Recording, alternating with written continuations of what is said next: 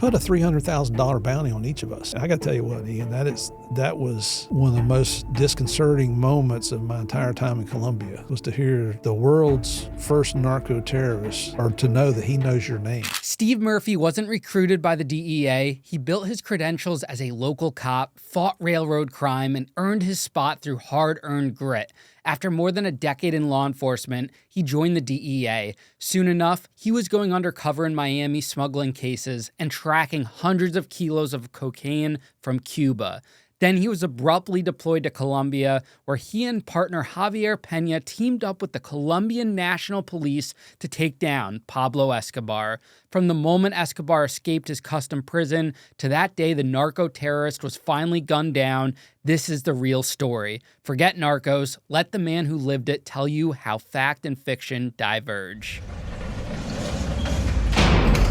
Steve, welcome to Locked In, man. This has been months in the making, and I'm so glad we finally got to do this. Thank you very much, Ian. I appreciate you having me up here, and I appreciate you being on my podcast. It was, I told you before, my wife thinks you're the best guest I've had so far. Well, tell the audience the name of it, too, so they could find it. It's Game of Crimes with Murph in the Morning. You can find it on YouTube, Apple, Spotify, anywhere you can find audio podcasts, plus the video is on YouTube. And you're also the author of Manhunters. Correct. My partner, Javier Peña, and I would like to say we wrote it, but we had a ghostwriter.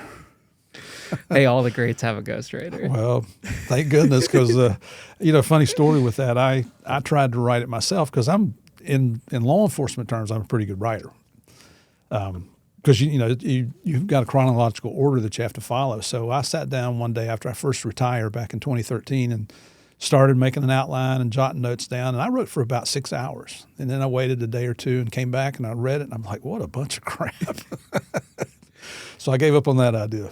Yeah, well, without the book, there wouldn't be a Narcos, right? Or do you think that would have developed without if the book didn't exist? Believe it or not, we did it backwards. We did Narcos and then wrote the book. But the book came out around the same time as Narcos, or? Gosh, let's see. Let me think. So we signed contracts. We started filming in 2014. Yeah, the book, I think maybe season 1 of Narcos was already out when the book came out. Ah, interesting. I never have gone back and looked at the dates. I'm not sure. We'll have to check it out after. Yeah. So, Steve, you're our first, I think, DEA agent on the show. We've had Homeland Security. We've had, I don't know if we've had FBI. We have a corrupt FBI agent coming on the show. Well, I'm not going to mention the name, but I got a feeling I know who it is. But it's so grateful to have you on the show. Thank you. It's truly an honor to be here, and I'm not kidding you about when I said what Connie said about you. She was excited that I was going to come up and meet you in person. Yeah, you're a great interviewer. That was one of my. I normally don't like doing Zoom interviews, but for you, I did it, and it was good. You had a lot of good questions. Yeah, you know better than I. It's all about the research. Yeah, absolutely. Well, hopefully I bring my A game today so the audience doesn't get mad at me. I'm seeing a pile of notes in front of you. I'm thinking, holy cow. I've been looking What's this guy know about me? Well, so where did you grow up, Steve? Where are you from? I'm originally from Memphis, Tennessee. When I was about 2 or 3 years old, we moved to a place called Murfreesboro, just south of Nashville. Stayed there until I was going into high school. My mom and dad are originally from West Virginia. My dad was a Southern Baptist minister. When he retired from the ministry, he and my uncle, my favorite uncle, Joe, got out of the Air Force. He retired from the military, and they decided to open a carpet store there in Nashville. Well, when we'd go to visit our grandparents in West Virginia, of course, they're looking at the market up there, and they realized that the people up there were being screwed over. The markup on the carpet was like 100%, and typically back then the markup should have been about 30%. So they decided we're all moving up there. I got out of my school year at the end of May of, I think it was 69. And next week, we got a U-Haul truck and we moved 2 families to West Virginia. So I didn't know a soul in West Virginia except my grandparents. I had some cousins up there, but they were all girls, so there really wasn't anybody to run around with. But anyway, I went to high school and college in West Virginia, and really I call West Virginia home now. How would you describe yourself as a kid? Easygoing, so when I was in Tennessee, I think I was one of the popular kids. I don't know if, now looking back and you kind of analyze your life, I think I was. And all of a sudden now I'm in West Virginia and I don't know a soul. And I go try out for football. I've never played organized football. I've only played backyard football. And these kids have been playing organized football for several years. And, I had a very strong Tennessee accent. Now I just have a country accent. But all these kids from West Virginia are making fun of my accent. And I'm thinking, have you listened to yourselves? You're hillbillies. But that peer pressure at a young age causes you to adapt the ability to change your accent to fit into whatever your surroundings are because you want to be accepted. So didn't do well at sports, just wasn't accepted by the other people. And my friends ended up being people that were just moving into town. And I just kind of developed there and ended up, my two best friends were from there, Mark and Greg, and I won't say the rest of their names there, but still friends to this day. But I was very heavily involved in the church, which was a good thing because it kept me out of a lot of trouble. And I don't know why, but I've always been a good listener.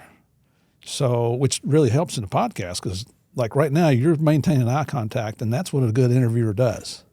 I've been on a lot of TV shows where they'll ask you a question and then they're checking their phones and they're looking here and they're checking their nails and they're not paying attention. They don't care what you're saying.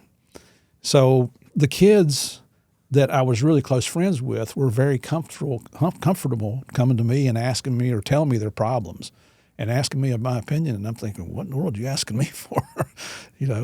But I think it just kind of developed a desire or even maybe a need to help others, to help them with whatever their problems were. If they needed help with a project, as you get older, if somebody needs help around their house, moving, whatever it might be, I think the good man upstairs just instilled in me the gift of service to others, and I think that had a lot to do with me going into law enforcement. Yeah, that's what I was just going to ask. If you think that, looking back on it now, that was the first stepping stone that you probably didn't realize at the time, but would be the platform, the ground to your career in law enforcement, and it would also be a major tool, I'm sure, in your career.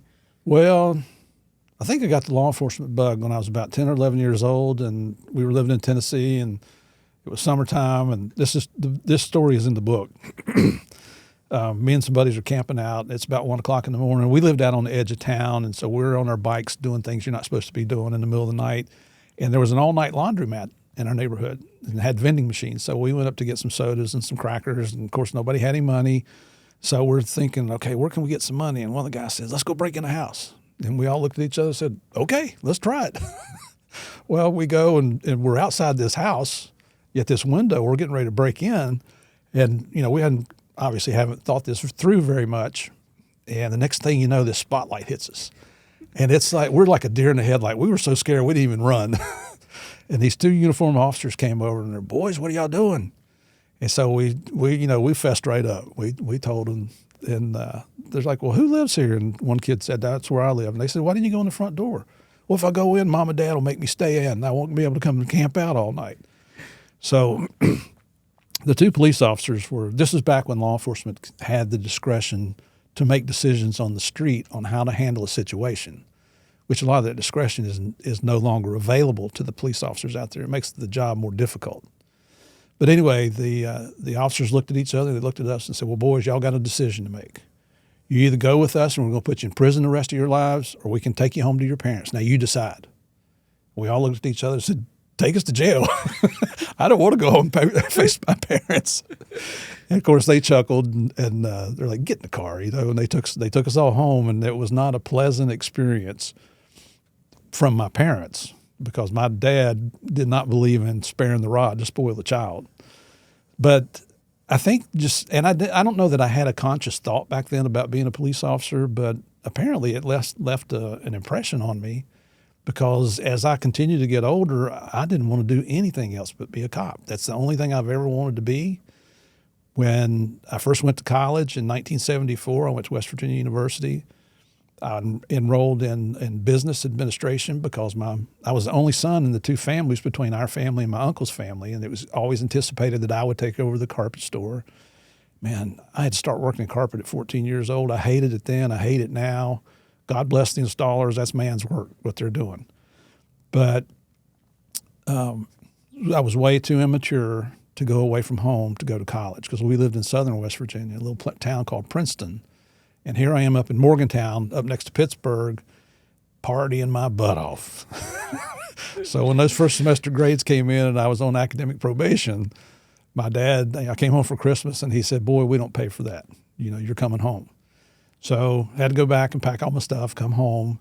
And there was a local state college, Bluefield State College was there, and they had just started a criminal justice program. I mean, it was the very first year. So I was one of the first students to enroll in that. And I thought, well, I'm not going to tell my parents it's criminal justice. I'm going to let them think I'm in business over here. And I thought I had the wool pulled over their eyes, and, it wasn't long before we know what you're doing. And that's just kind of how it all got started. Why do you think you wanted to hide that from them, the criminal justice aspect? Just because they wanted me to take over the business. They're really, I guess they could have turned it over to one of the girls. My sister was older than me. She was 8 years older than me, and she still lived in Tennessee.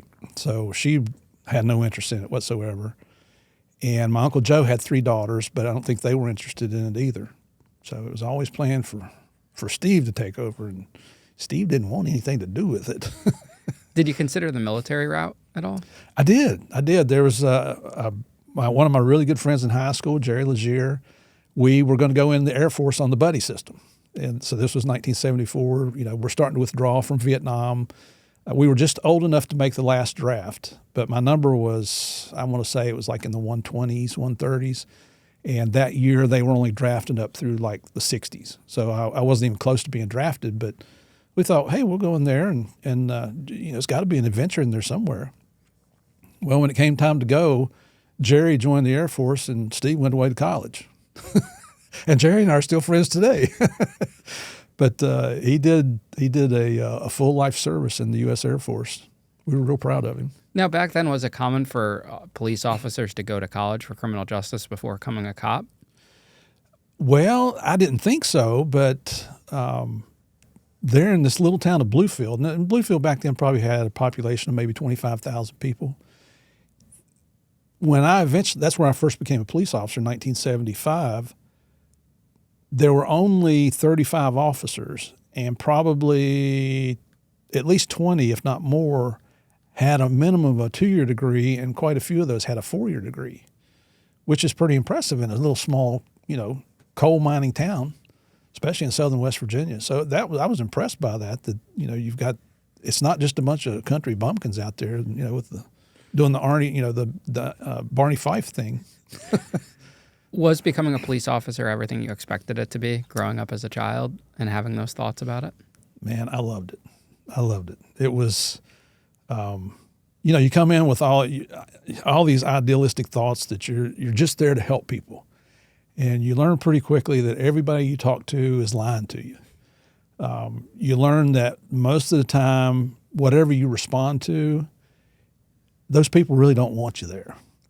If you're pulling somebody over for a traffic violation, they don't want you there. If you meet them in an accident, they want to come and tell you their version of the story so makes it look like the other guy's at fault. And then, criminals, whether it's felons that are committing burglaries or thefts or murders, not so much. Everybody lies to you. It was very eye-opening for me because I was very naive. I was pretty protected by my mom and dad. I certainly wasn't a saint as a kid. I got a lot of spankings, and I deserved every one and more than I got. But I got away with a lot. But I never looked back. I mean, I will say, my first wife, call her my practice wife. Before we got married, I'm thinking, could I support a family on this? I was making $9,600 a year back in 1975 as a police officer. Wow. $9,600 a year. And that's full time. That was full time. So I'm thinking, maybe I should go back and give my family a try. So I went to the chief. Well, back up just a second. At the college I went to, the first summer there, this would have been the summer of 75, they had a summer internship program. And so I was the first student from that college to sign up to be an intern for the summer. So I did 5 weeks with the city police, and I did 5 weeks with the sheriff's department.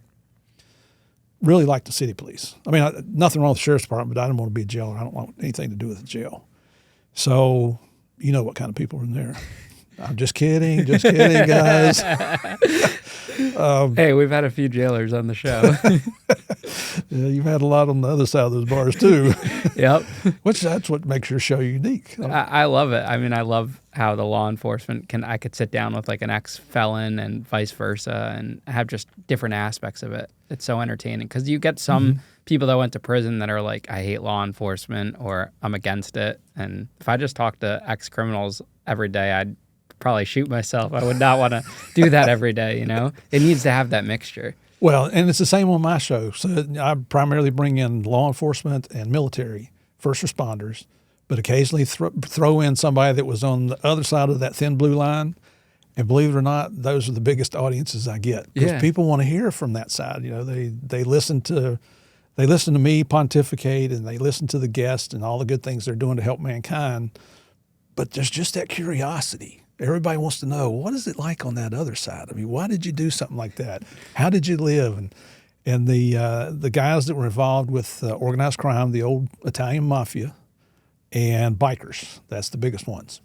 And a little white kid from Connecticut that ran a Ponzi scheme. That my wife thinks, walks on water, man. She's enamored with you. So you were doing that internship. Yeah, so I do the internship, and so this is summer 75. I just graduated high school in 74, okay? So I come out, the fall semester starts of 75. I'm 18 years old. The criminal justice professor comes into the class one day, and he says, hey, everybody, they're going to offer the civil service test, and I think anybody in here that's ever interested in going to law enforcement should take it.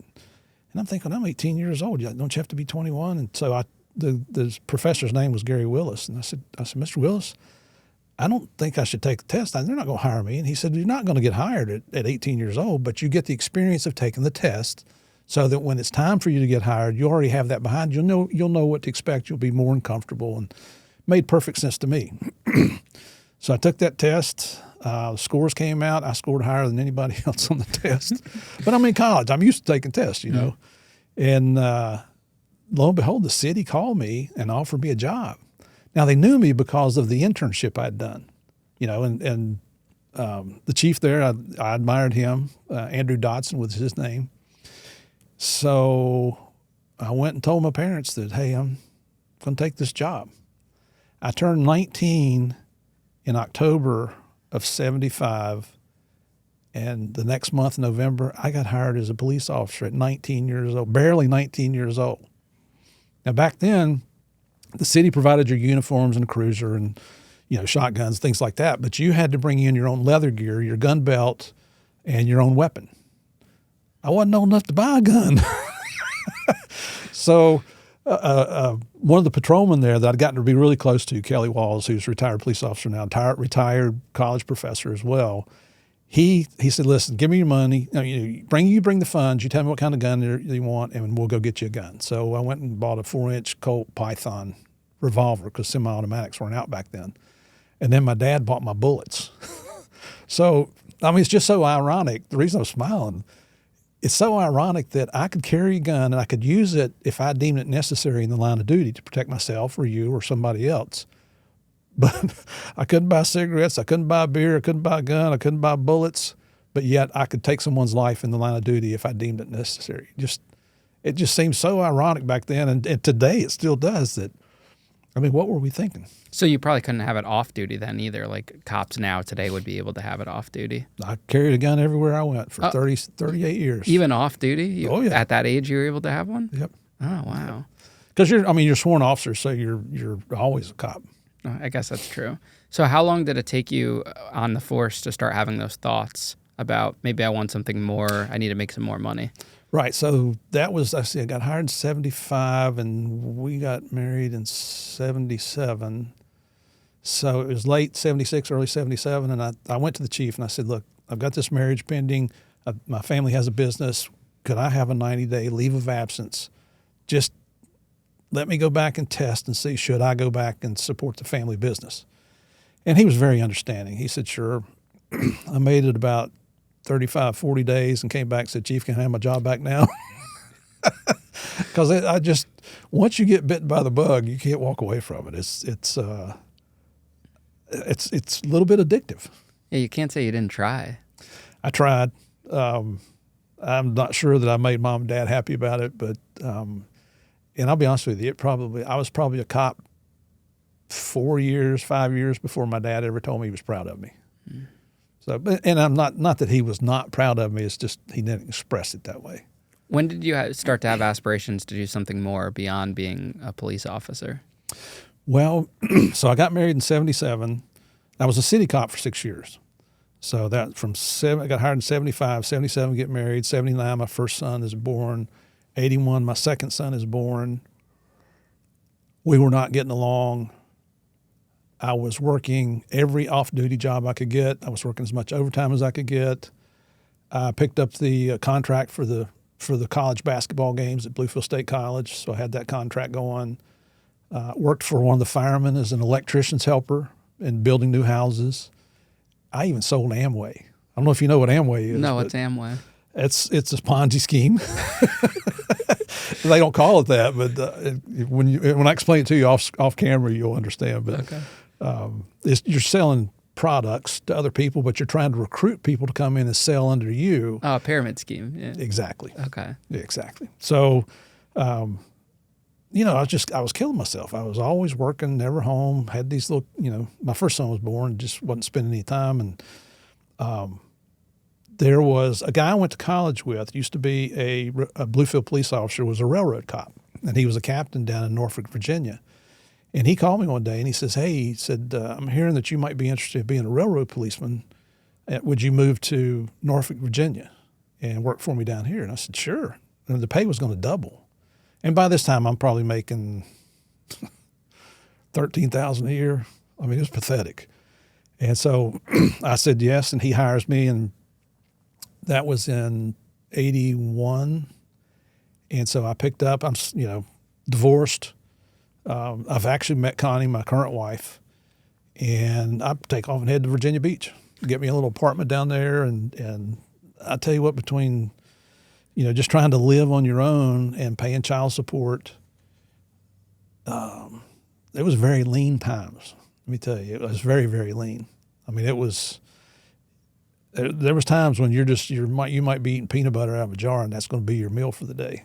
And I don't mean to sound like I'm asking for pity or sympathy on that. That's just what you go through, and you just deal with it. You don't go around whining about it. Go do something to improve your situation. I did get an off-duty job eventually as a bouncer in a nightclub down in Virginia Beach. So that helped out financially. About 2 years doing that, and I'd been there for a while. Then Connie, she decided she's going to move down because we were starting to get a little serious. And she got her an apartment. She was a nurse and got a job at Virginia Beach General Hospital. We lived about a mile apart from each other. Well, I was really missing my two sons because I wasn't getting to see them but maybe once every 3 months. And an opening came back for railroad policeman in Bluefield came up. So I applied for that. The guys there knew me because they were all former Bluefield police officers, and they went to the chief, and so it was approved, and we moved back to West Virginia, southern West Virginia. We're there for a couple years. I ended up being a railroad cop for almost 6 years. But after I'd been there several years in Bluefield, or a couple years in Bluefield, a new railroad police officer comes in named Pete Ramey. Pete's one of my dearest friends, big mountain of a man, former Virginia state trooper, had worked on a DEA task force out of Roanoke, Virginia, worked narcotics, and he would tell me stories, and I loved it. I mean, it's just, to me, it sounded so exciting. And you got to understand, when I was on the Bluefield Police Department, I went through the West Virginia State Police Academy for basic officers, basic training. I'd come home on the weekends. It was Living Academy, so you come home on the weekends. And I got together with one of the other rookie officers, who's a good friend of mine, Jackie. And we had a friend who worked at a gas station. He called us and he said, hey, guys, he said, there's this 17-year-old kid running around here selling pound quantities of weed. Well, in 1975 or 1976, a pound of weed in Bluefield, West Virginia was a lot of dope. And so I think he was charging, I don't know, $1,100, something like that. And so we told our friend, we'll call him and see if he'll come down here. And he calls the kid and he says, I'll be right there. So we go hide in the back, the Bay Area of this gas station, and the kid shows up and he brings it back to our friend and hands it over. And it wasn't like we jumped out and slammed him to the ground. We opened up a closet that we were hiding in and said, "Hey, pal, how you doing? What you got there?" And we're in plain clothes. We're not in uniform. And he's like, "Oh, hey, how you doing?" And he's like, "Uh-oh, who's this?" And so we take the weed and we do a little field test with one of the snap kits, and it tests positive. I said, "Turn around, kids, you're under arrest." It wasn't like they show on TV. It's where we're just bam and slamming and, and yelling and screaming. It wasn't any of that. We didn't pull guns out. Took him to the police station. The desk sergeant, now we're off duty and I'm in the academy. The desk sergeant's like, "What are you two guys doing?" He said, "Well, this, explained everything." And I said, "What are we doing?" We didn't even know what to do with the kid. He said, "Call the detective on duty. I'm not getting involved in this." So the detective on duty was a guy named Roger Witt. Roger comes down and he sees everything. We explain it to him, and he's like, "Explain this all to me again. How did you guys pull this off? Nobody seizes pound quantities of weed around here." And it just surprised everybody that we could do something like that. Well, we had the kid's 17 years old, so we called his parents to come and get him. His dad came up there, and he's hot. I mean, I'm not sure I've ever seen my dad that mad. And so Roger finally comes around to us and he says, "Guys," he said, "can I make a suggestion to you?" And we said, "Sure." And he said, "You see how his dad's acting?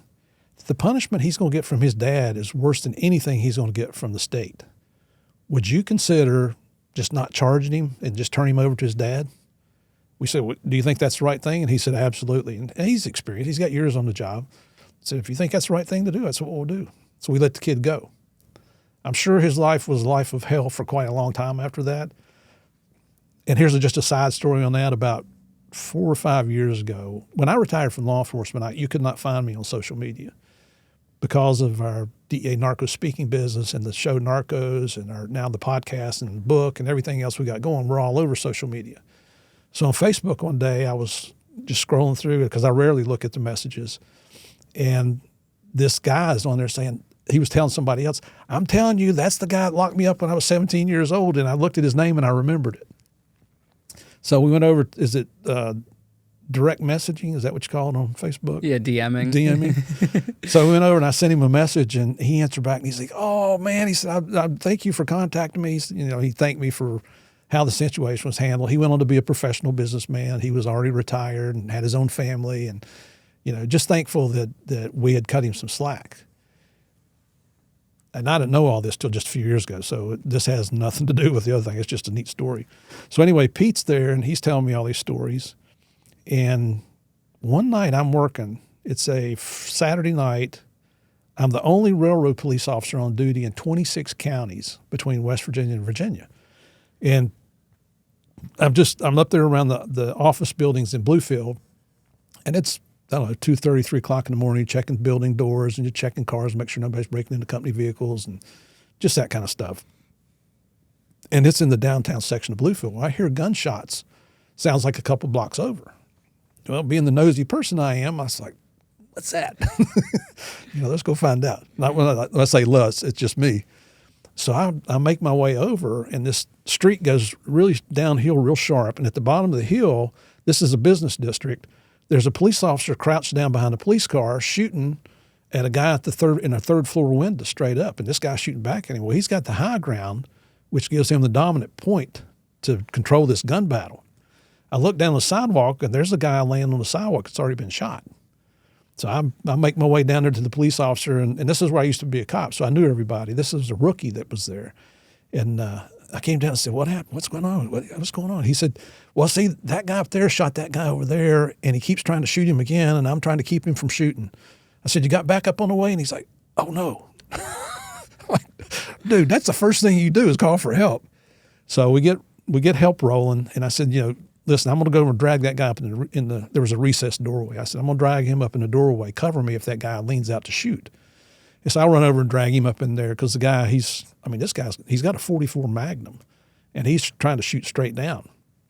So get back over to the car. Now help's rolling in there.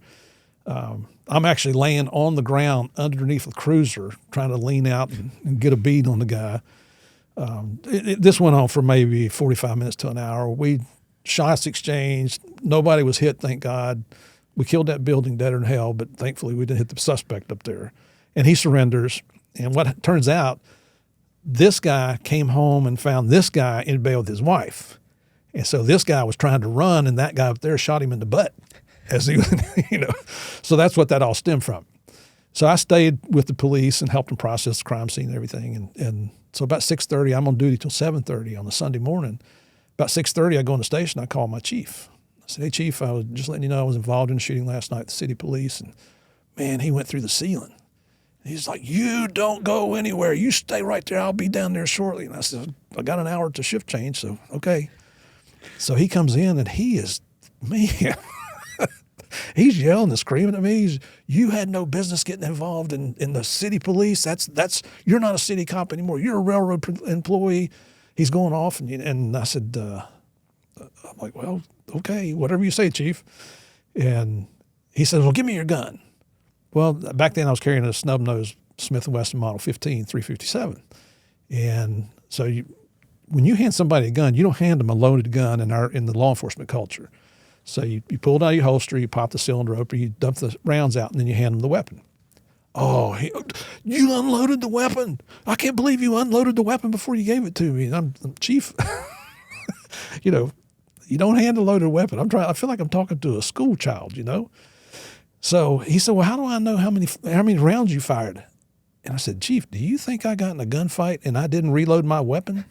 You think I'm walking around with a empty gun? Because that's just a paperweight."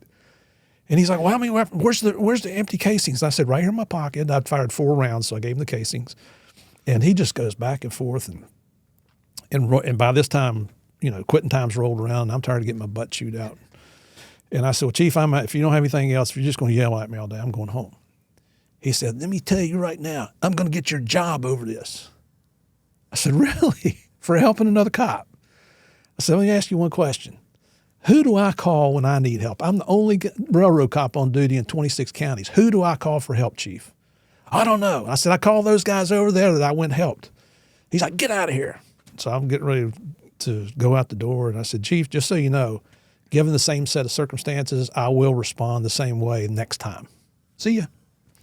So it blew up. It went to, I think our main office was in Roanoke, and Norfolk and Western had just merged with Southern Railroad. So you had headquarters in Atlanta and Roanoke. And fortunately, the bosses in the railroad police had all been cops. My chief had never been a uniform cop.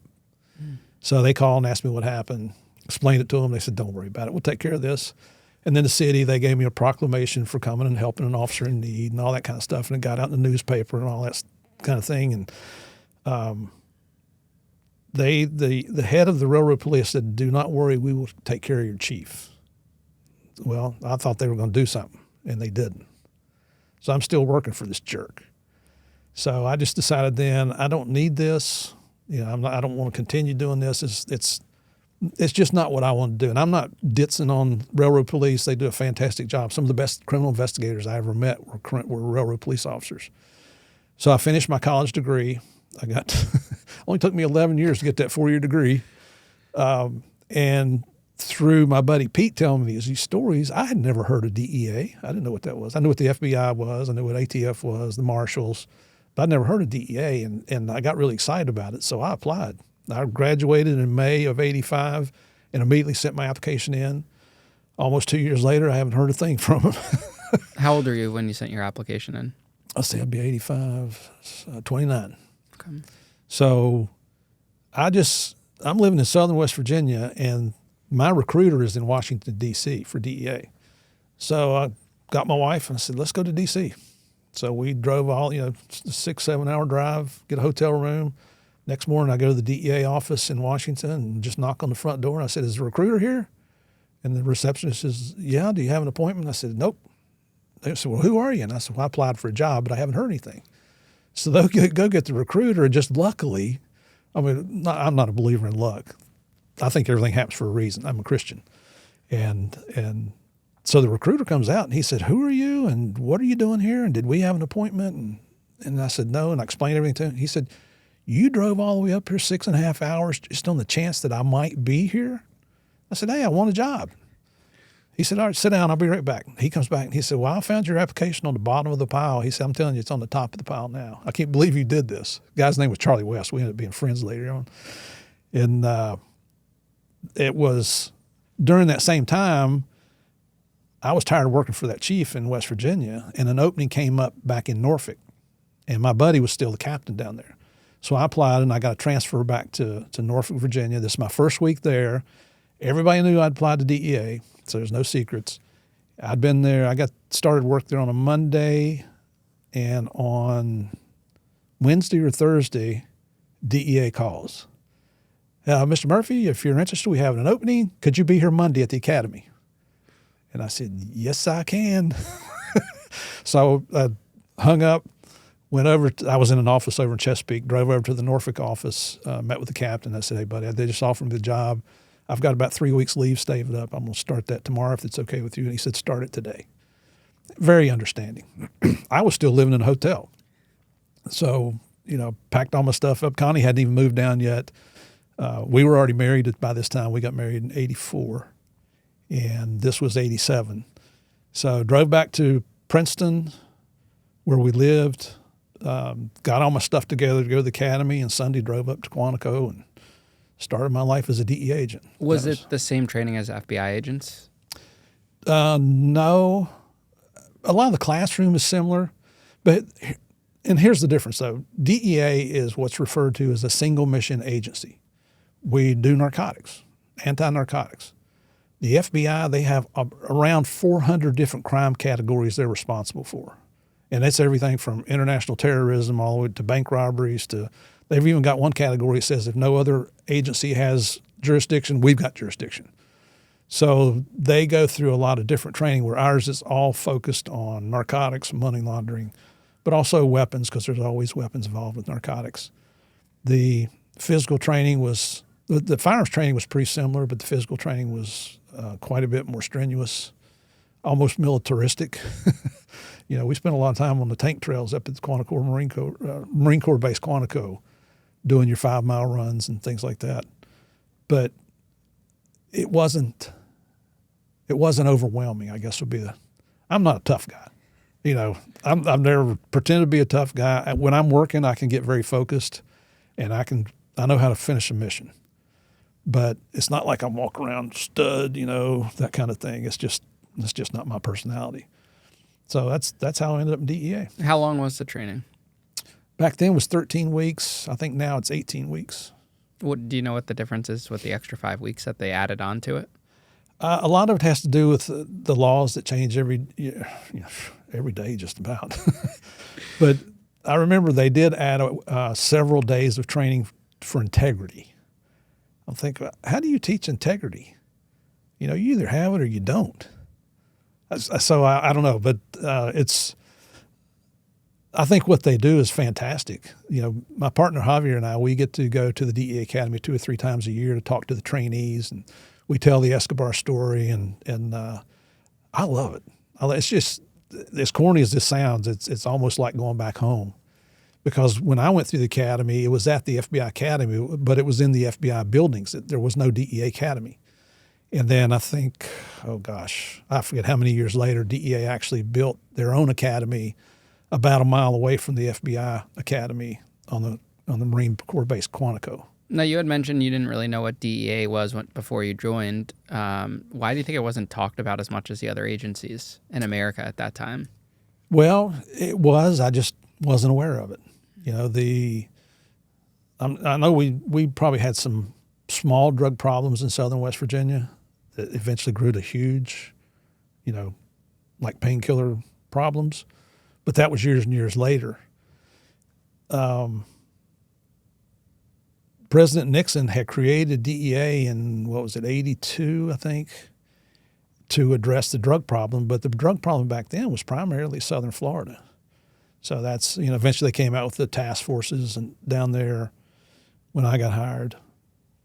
But I don't know, I don't know. I don't know what the answer to that would be. I just don't remember. Oh, so it was a fairly new agency, though, because you said 82 it was founded. I'm sorry, 70. Oh, 72. So it had been around for 10 years about by the time you got in. 15 years or so. What was your first location assignment, or state-wise? Miami, Florida.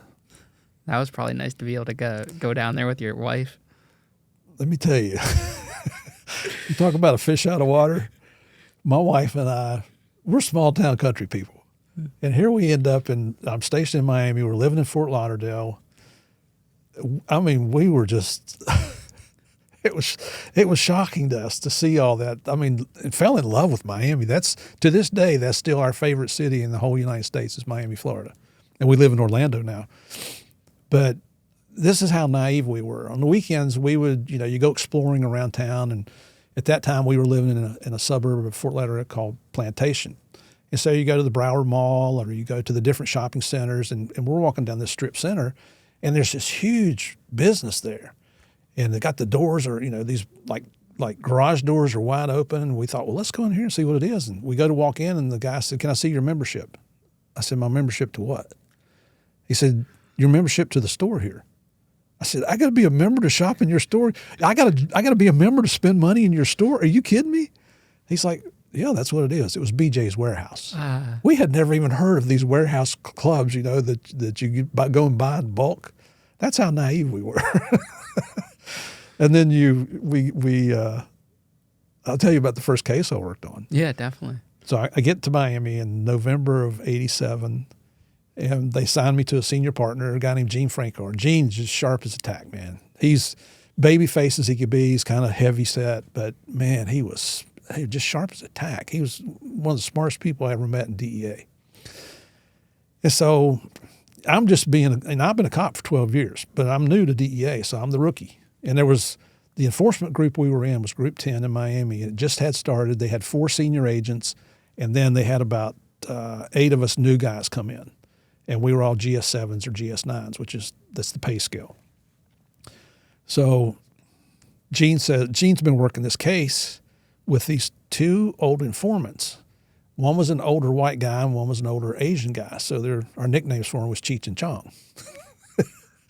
And so we're going to meet Cheech and Chong at for an undercover meeting, and I found out that Gene they have an import-export business over next to Miami International Airport, and DEA had gone in and wired up the office with hidden cameras and hidden microphones and all that, and then they would have bad guys come in and they'd negotiate deals and all that kind of stuff.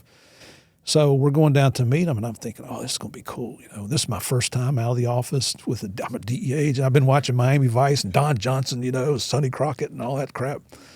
And we go out, and Gene was the kind of guy that wore penny loafers and polyester pants, man. There's nothing, a Guayabera shirt. There's nothing really Don Johnson-ish about him, So I'm thinking, we're going to go out and get in this Lamborghini or whatever it is. This is going to be so cool.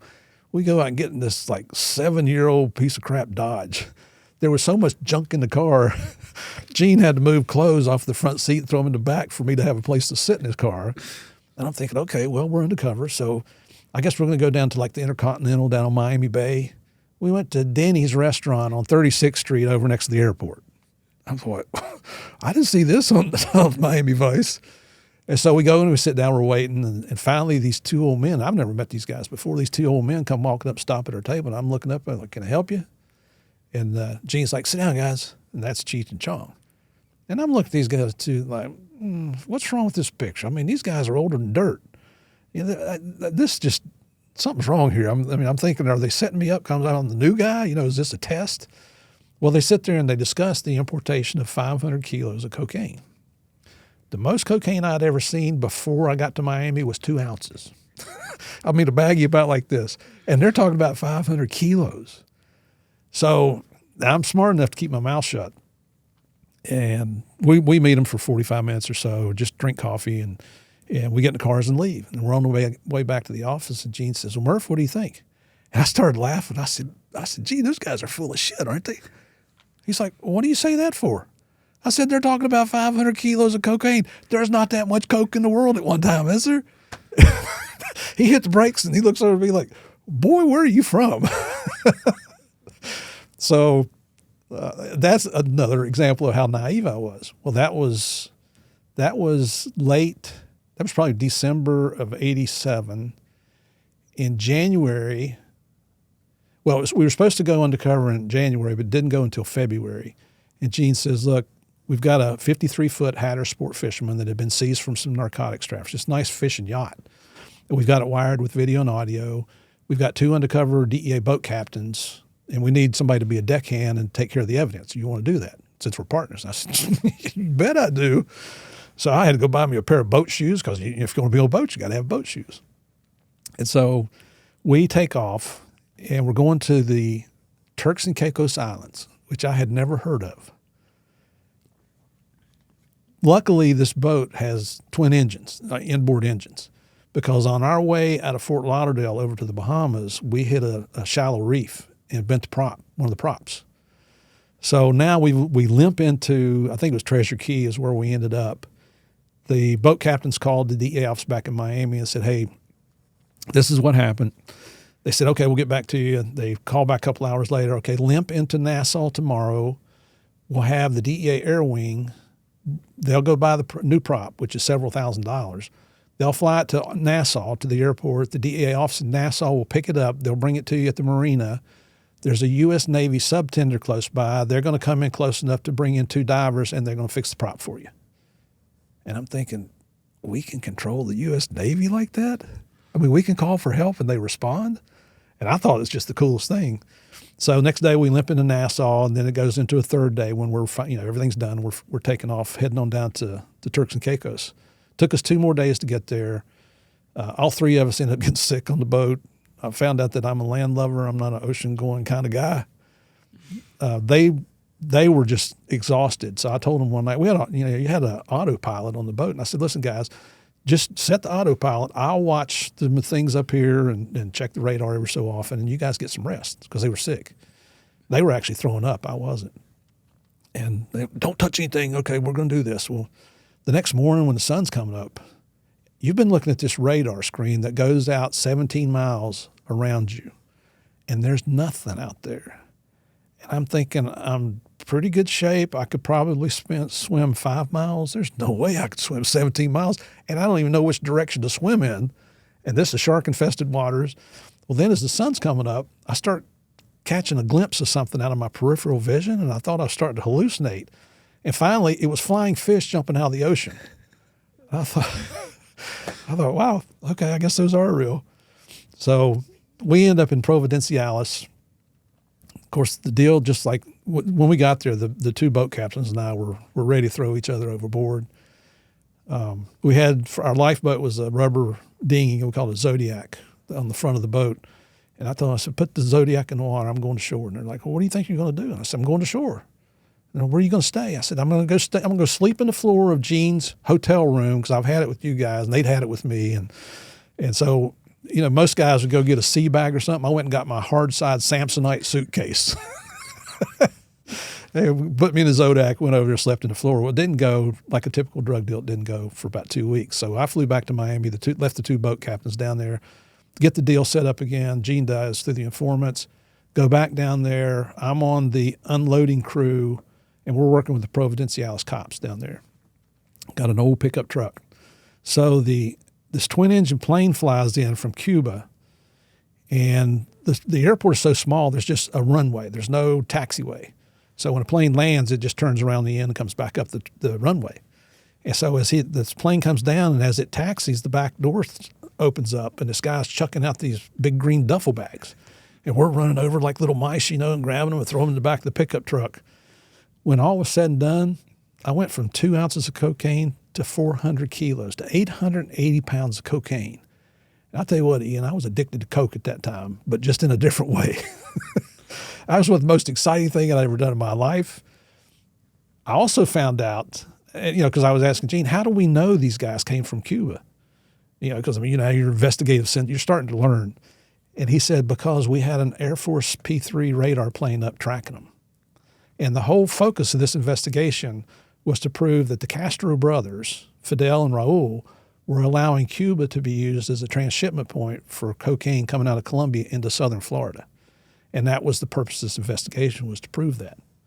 Well, eventually, and this is all covered in my book as well, somebody leaked this out so that it came out in the press. This was months and months later.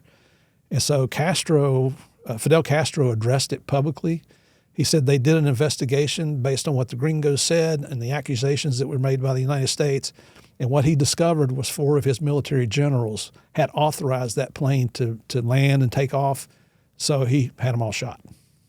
And it's all documented. He really did. He killed 4 of his Cuban generals. Wow, so the plane that was emptying the bags, did they realize you guys were DEA agents, or they just thought that you were just henchmen or something working for them? Yeah, we just thought we were dopers. What happened to the guys that were actually supposed to pick up that load? No, it was us. Oh, so it was just that was your undercover. Yeah, so Okay. the 2 informants, Cheech and Chong, had set up the deal, and then we're just transportation specialists. You know, we eventually, another partner of mine, Kevin Stevens, and I, we had informants, and other people in our group had informants where we presented ourselves as a company transportation specialist. We've got access to planes, boats, whatever you need, cars, and we'll move anything, anywhere, at any time for the right amount of money. And that was the undercover business we had going. Was it hard going from police officer to a DEA undercover agent? No. You know, criminals are criminals. It's a different level of criminal. It's a lot more violent in the drug world. Although one thing that I learned is that the bigger the drug criminal, the less chance there is for violence against law enforcement. The small dealers, and this is the way, you know, I've sat around, we've had this conversation with a lot of different people. If you're a rock dealer out here dealing crack on the street corner, and I take your stash and your cash, well, I've just taken everything you've got. If you're a Colombian drug cartel leader and I take 500 kilos off of you, well, you've probably got, 20,000 more kilos. I really haven't hurt you a whole lot. It just seemed so ironic to me. I mean, that we had undercover informants that we were sending to Colombia, picking up 400 or 500 kilos at a time. They might do an airdrop. They might land in the Everglades. We're out there with M16 rifles. Nobody ever resisted. They went ahead and gave up. Because they look at it as like the cost of doing business. Yeah. So it was, I tell you what, though, I was having a blast. At that point, I knew that I had finally found where I felt like I belonged, and that was as a DEA agent. How long were you with the DEA before Pablo Escobar comes across your desk? Well, hired in 87 and transferred to Bogota in June of 91, so 4 years exactly. So I came on in June of 87, transferred to Bogota in June of 91. That first week I was in Colombia is when Pablo surrendered and went to his custom-built prison, the Cathedral, which I thought that's fantastic, man. He must have heard Murphy's in country. He might as well give up. And that's a joke. But what I saw in the office and the embassy was disappointment. I mean, the agents were ticked off, and I was just meeting. This is the very first week I'm there. I've just met Javier Pena, who ended up being still to this day is still my partner. His partner at the time was Gary Sheridan. Gary and I got to be friends quickly, and Javier was a little bit standoffish initially. And I finally asked Gary after a few days of seeing this, I'm like, why is everybody so mad? I mean, the world's first narco terrorist is in custody. He's like, Murph, you don't understand. He said he built his prison. It's a joke. I mean, and then they started telling me the terms for which he surrendered. It was outrageous. It's the worst plea deal law enforcement has ever heard in the world. And he said, you don't understand how long we've been working with the Colombian National Police, how many Colombian police officers have been killed just working against Pablo Escobar, how many innocent people were in the wrong place at the wrong time when one of Escobar's car bombs went off. So, it all started making sense. So I started working with Gary and Javier. Gary ends up getting promoted and moves up to Barranquilla. So that leaves me and Javier partners. And that first year gave me the opportunity to really learn what's going on in Colombia, all about Escobar, all the efforts that are being done to combat him and his organization. And so a year later, in June of 92, is when he escaped. And that was, everybody was happy then. All the good guy side was all happy because everybody felt like, hey, we got another shot at this guy. I mean, you go back and look after it's all said and done, Pablo was responsible for killing over 1,000 Colombian national police officers. And we're just talking about one case. You see in the news when a U.S. police officer is shot or killed, you see the response. Everybody and their brother comes running. We drop everything else to try to catch the person who killed that police officer. Can you imagine 1,000 cops being killed in one investigation? And then the tens of thousands of people that he either outright murdered or killed because they were in the wrong place at the wrong time. When Javier and I retired in 2013, we estimated that Pablo Escobar was responsible for 10 to 15,000, maybe 20,000 murders. Well, years later, there's a documentary. We've been filmed on a lot of documentaries, and I think this one's called Finding Escobar. But they interviewed one of his few remaining sicarios, a guy who went by the street name of Popeye, John Jairo Vasquez Velasquez.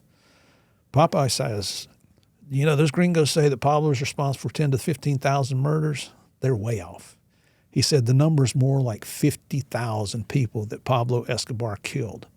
And Popeye says on that documentary that he himself arranged the murders of as many as 3,000 people and that he actually pulled the trigger on 300 murders. These are the kind of, here's this naive redneck hillbilly country boy. This is who I'm fighting against. As stupid as it's going to sound when I'm getting ready to say, it's the most exciting thing I ever did in my life. Was it common for the DEA to send someone that was only 4 years on the job to a case like Pablo Escobar? No, not really. And it wasn't that, that nobody else wanted to go. I know there's probably 50 people put in for the job. But I had already been working some cases with the office in Barranquilla. It was money laundering cases. And we were knocking off $1 million loads based on their information. And when they needed anything from the United States, whether parts for their government cars or whatever, I was taking care of all that. And so I was initially selected to transfer to Barranquilla and was ready to go. And my transfer was rescinded because I was going to have to go to language school for 6 months to learn how to speak Spanish. And they needed a Spanish speaker immediately. So a guy in headquarters, and I don't know his name, somebody I've never met in my life, called me and he says, you just got screwed, right? And I said, I figured. He said, well, we've got 3 openings coming up in Bogota. If you want one of those, I'll put your name on the list. And that's how I got the position. And when you got out there, you thought that the case was closed because he was self-surrendered in this prison? Well, we got there on Sunday night. I would come to the embassy on Monday, and then he surrendered on Thursday of that week. So, excuse me. So we had already been in country for, 3 days, 4 days? But little did you know that was just going to be the beginning of everything. Oh, yeah. I mean, to the case of a lifetime. I mean, there's nothing special about us. So, Javier's like me. Well, no, he's not. We're actually opposites. I'm very organized. I can sit down and write pretty good in law enforcement terms. I've got connections, get things done. Javier's the most unorganized person you've ever seen. I've been married my whole life. My wife and I now, we've been married 41 years. He was, back then, had never been married, didn't like to write reports, kind of shotgunning it, running and gunning type thing. So we kind of complemented each other. I mean, even other agents in the embassy were like, dude, you guys, you're like the odd couple. But that's what made it work. And even to this day, and a lot of things that they showed on Narcos on the series, most of that's not true. I mean, they show me and Javier shoving each other and we're getting ready to get in a fist fight and cussing each other. To this day, we've never even had a real disagreement. It's just the best partnership I've ever had. What was the objective? Was it to capture him and bring him back to America to face charges? Yes. Well, that's what our objective was. Colombian National Police said, we're not here to capture Pablo. We're here to kill Pablo. But that was after he escaped from his prison. Why did he end up escaping if he had such a cushy deal with the government? He did too. I don't know if you're aware of the deal. He got to build his own prison, and he paid for it because he didn't want the citizens to have to bear that tax burden. All the guards, he paid their salaries. because, again, not avoid that tax burden on the citizens. Well, who are you loyal to? The person that gives you your paycheck? Probably. He got to handpick his fellow inmates, which included his brother and his most trusted sicarios. There's only 14 of them, counting Pablo. The good guys were not allowed to come within 2 miles of the perimeter of the prison because he didn't want anybody spying on him. There were no stipulations for him to give up any of his assets. That $30 billion that he was worth, he gets to keep it. And his sentence was 5 years. And in exchange for surrendering, they absolved him of every other crime he'd committed in his life, including mass murders. That's why we call it the worst plea deal in the history of the world, right? Now, when he's there, his empire is still running. Oh, yeah. So think about it. At one point, he had as many as 500 sicarios protecting him. He's got his own army, and rightfully so, because he's battling the government. He's battling the insurgent groups, M19, FARC, ELN, AUC, the different groups that were down there. And he's battling the gringos, the Americans, battling the Cali Cartel. So he's got his own army. When he's in prison because of that plea agreement, who's protecting him now? The government. I mean, you talk about cutting your overhead costs. Your return on investment there, that was a pretty savvy move on his part. But while he's there, the indication is that he wasn't moving his own loads of cocaine anymore. But what he did, his organization, the Medellin Cartel, was still operating. And so those different factions within the cartel, if they were moving a load, he imposed what he called a war tax on them. And a war tax was either $400,000 per load cash or half of the load was Pablo's. So, and he enforced that. So all it did that 1 year, that whole year that he was in jail down there, his country club prison, it allowed him to rebuild his financial base because of what all the other people were doing, and he was well protected. What were you doing over that year when he was in the prison? That's when I was learning. We had we say that we had wiretap rooms. It was Colombian National Police. We're there. We have no jurisdiction in their country. We're there as guests, but we have access to things that they don't, and a lot of that is contacts around the world. So, like in Bogota, the wire room we had there they could wiretap 50 phones at one time, and it was even to get into the wire room, you had to go into this captain's office, his private office. And it was a recessed bookcase, and there was a hidden button in there. You push that, and the bookcase would pull out of the wall, and you step through the wall, and there was the wire room. So the equipment back then was very antiquated. It was the old Marantz recorders with actuators, and the lines are voice activated. When a phone call was recorded, then an analyst would have to go pull that cassette tape out of the Marantz recorder and go listen to it on headphones. If they thought it was something that we were really interested in, they'd call us. We'd go over and listen to the calls. They didn't have what we call a trap and trace. And a trap and trace is a device that when you're doing a wiretap, it gives you 5 pieces of information. It gives you the number that's doing the calling, the number that's being called, the date, the time, and the duration of the call. That's the 5 pieces of information you get. Well, they didn't have those. So what we would do, people love it when we go to these technology conferences and we explain this to them. We would take that Marantz record or that cassette tape, and we would dub that over to an old style reel-to-reel. Remember the old big reels? And then we turned the volume all the way up on that reel-to-reel, and we would advance the reel with our finger, and we counted the clicks. And that's how we identified the phone number that was being called. Wow. So this whole time you guys are trying to build another investigation or another operation against him while he's in the prison? It's more... Yeah, because he was already under indictment in the United States in several different locations. But you guys couldn't touch him because of his deal with with Colombia, basically. Yeah, because when I first got there, Pablo's whole argument with the government was anti-extradition. He did not want Colombian nationals to be extradited to the United States because he knew he'd have to go to a real prison up here.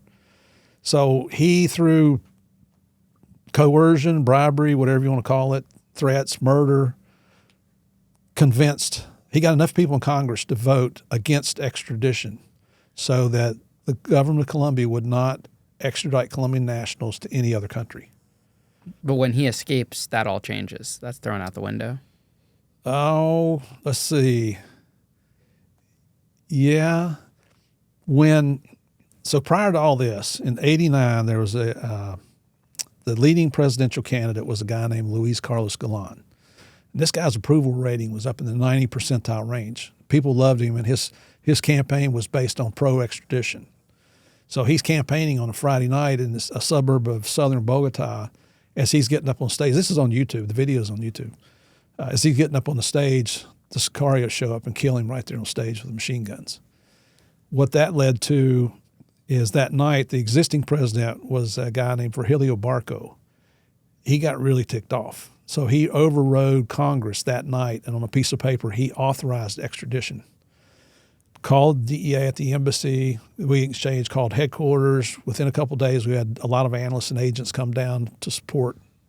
And working with the Colombian National Police, Colombian military, and the entire government, we were able to extradite about 30 people. And this was before I got there. This was in 89. I didn't get there until 91. But Javier was there. Extradite about 30 people. So that really ticked him off. I'm thinking that just as I got there is when Congress had voted to outlaw extradition again. So it took from 89 to 91 to make that happen. And how did it go from there? I don't remember when they authorized extradition again. I don't remember. I think it was when I was there but it might have been later because I remember later on they extradited the Ochoa brothers, the three brothers, up to the United States. So I just don't remember what year that was. I don't even remember if it was when I was there. I left in 94, so I was there for 3 years. How do you guys know who you can trust in the government to work with? You know, it's wrong to stereotype people. I had stereotyped that entire country because the only Colombians I ever met was the ones I put in jail in South Florida. I didn't know any Colombians before I went to DEA. And you go down there with this in the back of your mind, and then you start talking to the other agents, and what you find out is you're completely wrong. There is corruption. That's a major issue. Colombia is still a third world country, but there are a lot of honest people there that just want to do the right thing. We worked with a very elite unit of Colombian National Police officers called DIJIN, D-I-J-I-N. These were the can-do kind of guys. These are the guys that would get intelligence, and they didn't sit on it. They went and acted. So as the whole thing goes on for 3 years, that's who I work with. Javier's already been working with them for 3 years, plus the 3 years I'm there, so 6 years. When eventually we moved to Medellin and lived for 18 months with the Colombian National Police, that's, we're going on operations with them. We're going out on helicopters with them, the gunships. We're meeting informants, getting in gun battles, all that stuff. And when all's said and done, after Pablo's dead, there was always two majors in charge of the DIJIN unit. It turns out one of those majors that was one of our best friends was a member of Los Pepis. And after he retired from the Colombian National Police, went to work for the Cali Cartel. And then he was eventually murdered. He went to prison, and then he was eventually murdered. But at any time that we were there, they could have killed us. But we trusted them. These are the guys that, if we're out grabbing dinner or something, and we're doing a lot of open air, meat on the grill type thing, plantains and that kind of stuff out in the open. If the gun battle started, that's who protected us. We knew they wouldn't run. They'd stand there and fight for us. But because of that mutual respect, they knew we wouldn't run either. And again, I was scared every time you get into a situation like that. I'm not saying I wasn't, but they knew we wouldn't run either. When you're hunting down someone like Pablo Escobar, are there rules in his organization about not harming Americans, specifically DEA agents that are after him, or is it open season? That's a good question because he put a $300,000 bounty on each of us. Now, actually on every DEA agent in Colombia. So it makes you wonder that, at that time, $300,000, I think we looked that up not long ago. I forget how many millions of dollars that's equivalent to in today's numbers. And he's dead. You can't collect that bounty, right? So get that look out of your eyes. That was funny. But So, you wonder, how did you survive? Well, one reason, I've got several reasons I believe. The number one is I'm a Christian. I believe that the good Lord has a plan for everybody, and his plan for me was not to die in Colombia. I can't tell you how many gun battles we were in down there, just not because it's a secret, it's just because there were so many I don't remember. But I think that he, give him all the praise and glory for keeping me alive. I'm here with you today. Explain to you about the cops that we worked with, the Daheen guys, how they would stand there with us, toe to toe. If you look back to the case of Kiki Camarena, he was the DEA agent who was kidnapped, tortured, and murdered three times, believe it or not, in Mexico back in the early 80s. And the response of the United States back then, because we had a president that had a set of stones on him, was to shut down the border between U.S. and Mexico. So if you're looking at it from a narcotics trafficker's point of view in Colombia or Mexico or whatever country, if you can't get the dope into the United States, you're not making any money. That's what it's all about. It's all about that money. There's no other thing. It's this personal greed and the personal power and ego that is fed by U.S. cash. So it's counterproductive for them to kill one of us. But one of the wiretaps, as after Escobar had escaped from his prison, one of the phone calls, he makes reference to the two gringos. Now, Javier and I are living with Colombian National Police in Medellin in their base for 18 months after Pablo escapes, up until the day he's killed. There were a lot of other gringos there, but we knew who he was talking about. And then, it wasn't long after that, there's an intercepted call where Pablo actually mentions the names Pena and Murphy. And I got to tell you what, Ian, that was one of the most disconcerting moments of my entire time in Colombia, was to hear the world's first narco terrorist, or to know that he knows your name. So, I mean, you know how we are with our egos and everything. We're like, oh yeah, Pablo, this is who I am. I'm somebody now, which is really stupid to think like that, because you just don't want to show fear in front of your cohorts. But people say, well, how could you continue to work like that, knowing that? Well, maybe I'm just not the brightest bulb on the Christmas tree. I mean, you quite honestly, you took it as a point of pride. You can't dwell on something like that, because if you do, it will consume you. There's one of the things I talked about to police officers or people that want to go into law enforcement. Everybody says, weren't you scared? Damn right I was scared. I'll be the first to tell you. But if you let that fear override your common sense, you're going to get killed, or you're going to get some of your friends killed. And I'll give you an example. If the gun battle starts and you're behind cover, your human reaction is to run away from the bullets. That's true for everybody. So if you get up and run, though, you've just given up your cover, and now you're out in the open where you can get hit. Whereas if you maintain your common sense and think, okay, how can I control this? How can I take control of this situation? What can I do? You're taught a lot of tactics in training, especially when you're in a gun battle.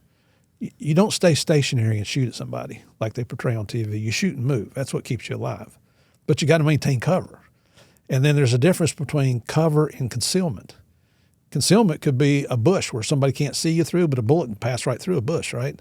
Cover could be a car or a concrete wall, whatever. You get the meaning there.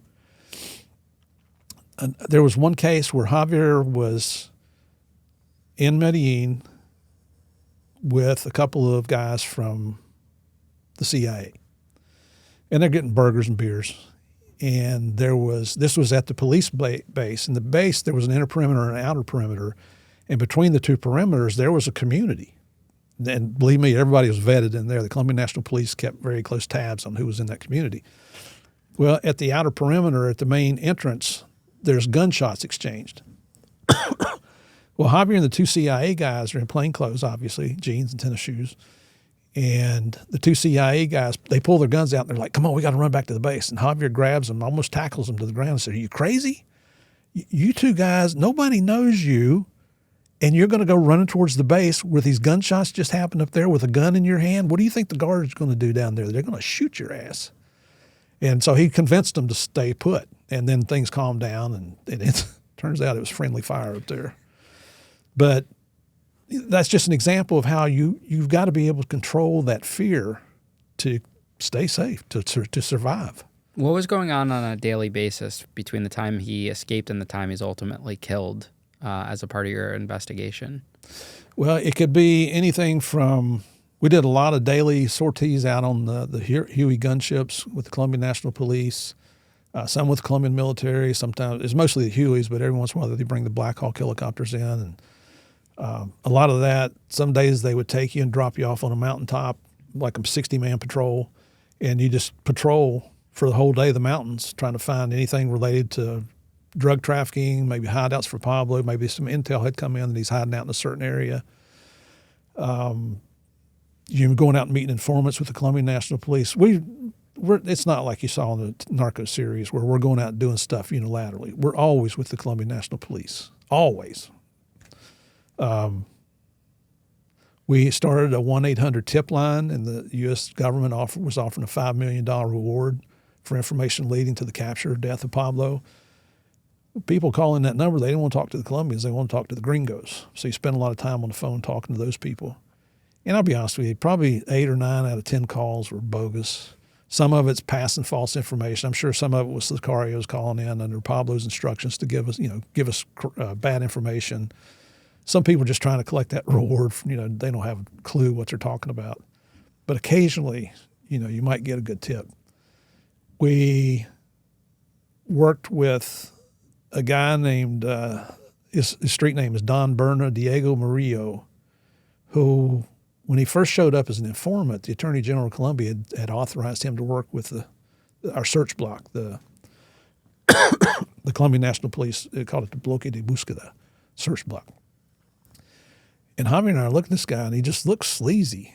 And so finally we went to Colonel Martinez, who was our boss in Colombia, the Colombian National Police Colonel, and said, "Colonel, who is this guy?" And he says, "Hey, the Attorney General authorized him. Just be careful. We don't know anything about him. We think he's very suspicious. He's obviously a former drug trafficker."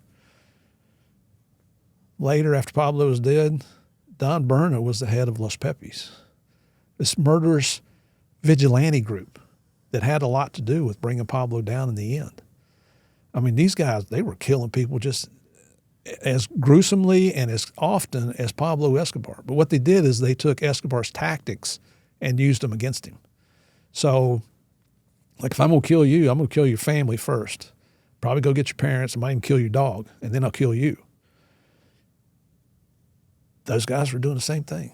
If they found attorneys that helped out the Escobar family, they killed them. Doctors, dentists, cleaning people, anybody, educators, school teachers, anybody that assisted the Escobar family, they were targets for Los Pepis.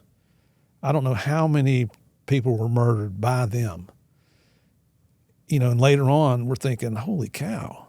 I mean, it's one thing to find out that this major with the Daheen unit could have killed us. And I think, honestly, the only reason he didn't is because we had become such good friends with him. You're living with these guys every day. You're going out on these raids, and, you're eating together. You're sleeping in the same barracks. So I think that's the only reason that kept us alive. But Don Berna, he's still in prison here in the United States, he's got no problem pulling the trigger on you. After it was all over, I think that was probably the real shocker that, holy cow. Did it get to the point where it felt insurmountable? Like you're probably doing a lot of missions and busts out there and it just keeps coming. You take down one drug faction and then there's another one that just pops up all under the same organization. Well, it does. And actually there's two explanations there. One is, so Pablo's killed in December 93, probably in the summer or early fall, or maybe in the fall, is Javier and I, we went through like a little self-pity party type thing. Some people call it burnout, but we're just talking to each other like, man, I wish this guy, just let him surrender and have the old deal back. Let him go back to that joke of a prison up there and let's go home. Because I've left my wife in Bogota. I'm living in Medellin. We adopted our first daughter in Colombia in October of 93, and I'm still in Medellin. I'm not getting to be home with my wife and my new daughter. But then you see some of your brothers, your brothers in arms, some of the Colombian police officers getting killed in the line of duty. And then reality comes back. It's like, quit feeling sorry for yourself. jackass, and get back to work, get back on mission. And so your focus comes back, and then you're back at it. But and I forgot the second part of the question. So we were talking about the burnout, but Bringing down different drug factions, and they keep popping back up. Got it. So now, after Pablo's dead,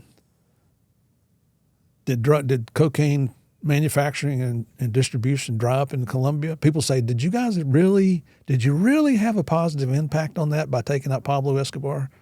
We did. Lasted about 2 weeks because we saw the Cali cartel step up. So eventually they take out the Cali cartel. Well, then the North Valley cartel steps up. We take them out.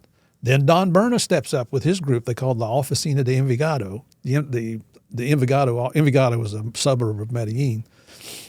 And he's in prison here in the United States.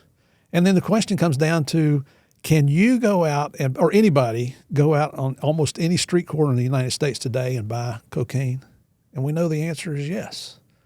So did we have a positive impact? Well, this is the way I look at it. And Javier agrees. We looked at the murder rate in Medellin, Colombia in 92 and 93. And during those 2 years, and I'll challenge you to go research what I'm saying to confirm that what I'm telling you is the truth.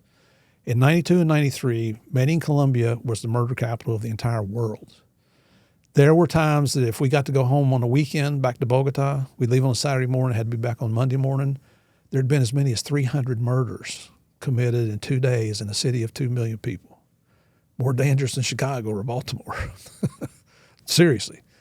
So what we did is we looked at the murder rates prior to Pablo's death in Medellin, and then after he was killed, we waited a couple months and we checked the murder rate again. What we found, and what you'll find if you check it, is the murder rate in Medellin had dropped by almost 80%, simply because one man's dead. Here's a guy that at one point had as many as 500 sicarios. The day he was killed by the Colombian National Police, one sicario. So having explained all that, how many people in Colombia are alive today because Escobar was killed in December 1993? I'm not trying to justify it in my mind, but that helps me to sleep well at night.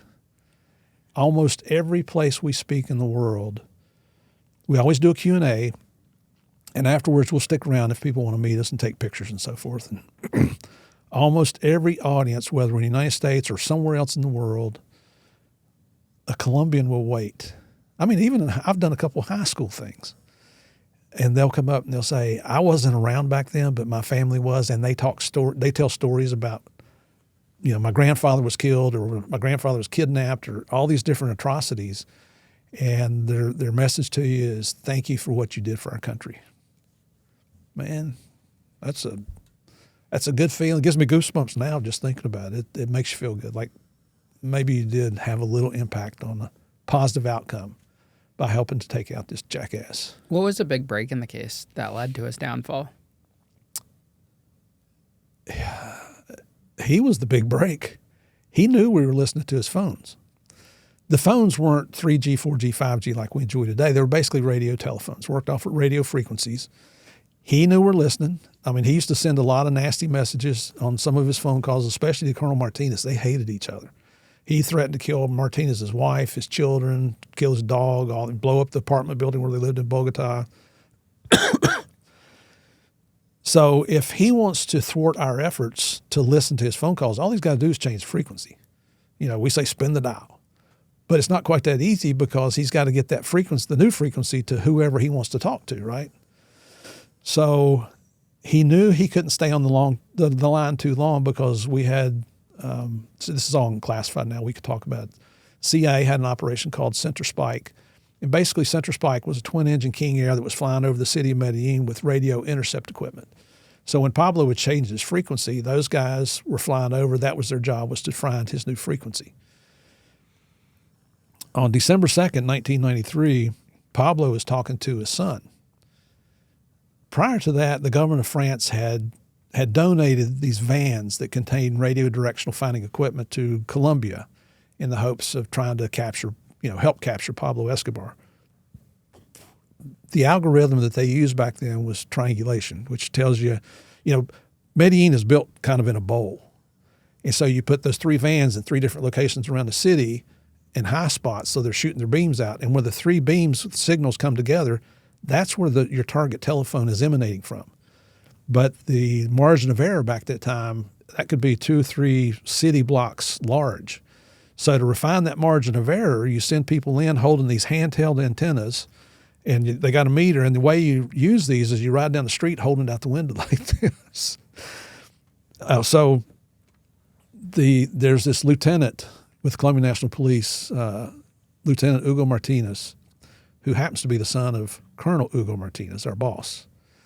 He had taught himself how to use these antennas.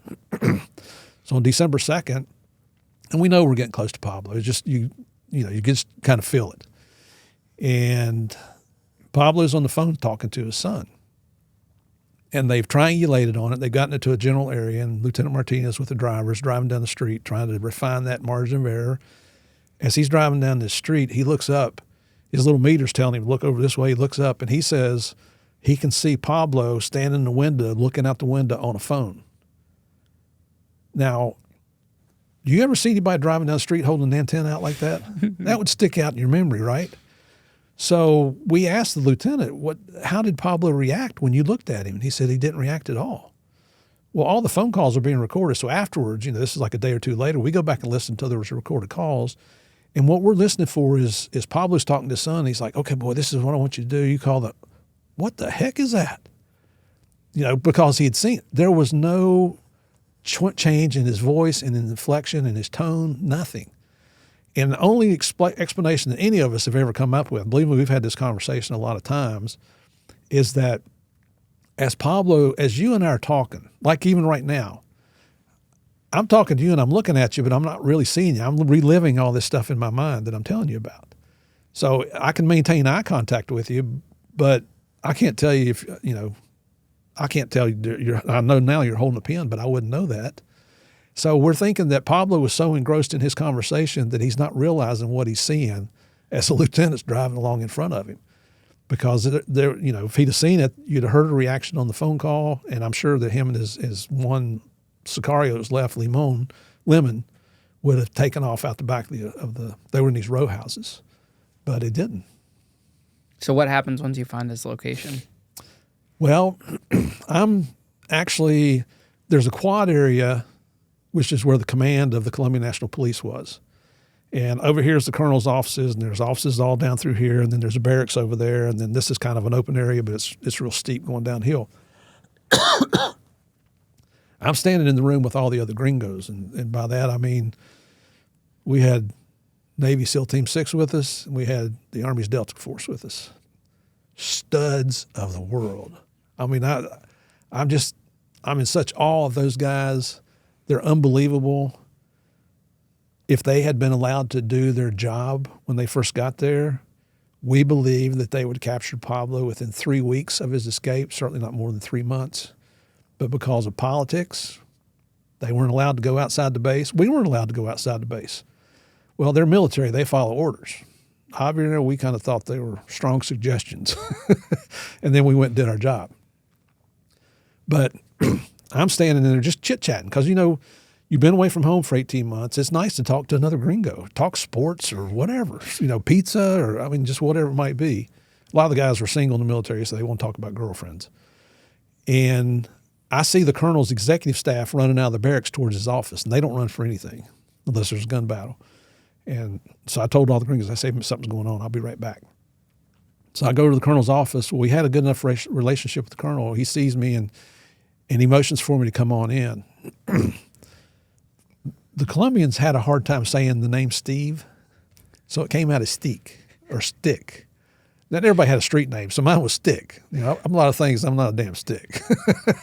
But he's like, Steak, come on in.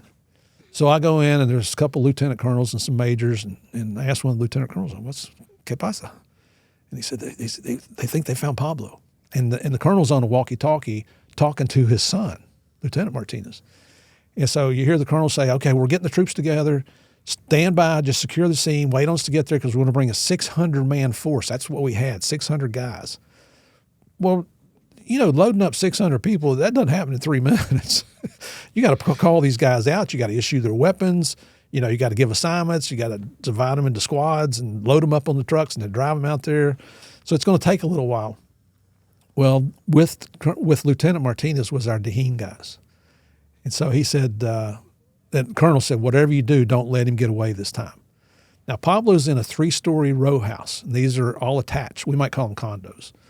And behind him, the row house behind him is a 2-story. And everything else is 3 stories. So what they do is the Deheen guys go to the front door. They have been trained by these U.S. special operators on how to breach doors with det cord, shotgun blast, things like that. They send a couple guys around back. They use det cord. They blow the door off of this row house. They go ahead and make entry. They're not going to take a chance on losing Pablo again. They come in the first floor, and it's a combination garage, kitchen, laundry room type area, but it's all one big room. So there's a taxi cab parked right there at the counter with the kitchen, which was surprising. But now we know how Pablo was getting around, was in a taxi cab, because you're in a city of 2 million people. There's hundreds, if not thousands, of taxi cabs moving around. As the guys get up to the second floor, this is more of a living room, dining room. I think there was 1 bedroom, probably a bathroom in that area. As they get up to that floor, they see Pablo and Limon going up to the 3rd floor. So there's shouting back and forth. Pablo starts shooting at them. Cops start shooting back. Limon gets up to the 3rd floor. There's a window there, and he's able to jump out that window onto the roof of the 2-story row house behind him. He takes off running across the roof. As strange as this is going to sound, the Colombian National Police didn't always send people around back, which is how Pablo escaped a lot. Well, this time they did. Well, the Moans used to nobody being back there, and so he gets over there. The cops order him to stop. The guy's out back. He puts his gun out, starts shooting at both of them. They catch him in a crossfire and shoot him, and he falls off the roof dead onto the ground. So now Pablo's getting to that 3rd floor window. He's heard those shots outside. He's already been shooting at the cops inside. He knows he's in a bad position, right? So he's got no choice but to go through that window. So he does. He hops down to the roof of the 2-story. They say that he was trying to scoot along the wall because he knew there's shooters on the ground, and he knows just in a second or two he's going to have shooters in that window, and they're going to have the high ground on him, shooting down on him. So they say he takes a mad dash across the roof. And these are these old tile roofs, the ceramic tiles. No shoes on, tiles are busted all to pieces. I'm sure his feet were all torn up. When the cops get to the window, they order him to stop. He shoots at the cops. They shoot him 3 times, 1 in the back of the leg, 1 in the butt cheek, those are knockdown shots, but they're not kill shots. And then the kill shot was a .223 round through the right ear. I don't know that was delivered at the same time the other 2 shots were. I think he was knocked down, and I don't know what happened after that. The Narco series shows that I was on the roof when all this happened. That's not true. I just told you I was back to base. So when that operation culminates, I mean, it was one of the majors came up on the radio and said, "Viva Colombia, Pablo Escobar is dead." And we're high-fiving, this backslapping and laughing, and everybody, you just feel like the weight of the world has lifted off your shoulders. But I know I've got to notify the embassy. I've got to notify the DEA boss. So I take off running back over to the wiretap room because we got a landline in there that I can make a phone call to the embassy on. I can't get through to the front office, so I call our admin office at the embassy, the DEA admin office. One of the secretaries comes on, and she's like, "Hey, Steve, how you doing?" I said, "Get Mr. Toff on the phone." He was our boss. "Oh, are you in Medellin? How's things going?" I said, her name was Angie. I said, "Angie, get the boss on the phone now. This is an emergency." Okay. Well, it probably took 2 or 3 minutes for him to come on the phone, but it seemed like 2 or 3 days because I know what's going on outside and I want to get going. When Mr. Toff comes on the phone, the first thing he said is, "They just killed Pablo." And I'm like, "No shit, that's why I'm calling you, boss." And he said, "Where are you? What's going on?" And I explained everything to him. He said, "Here's your job. Get out there and confirm that's Pablo because we've been down this road before.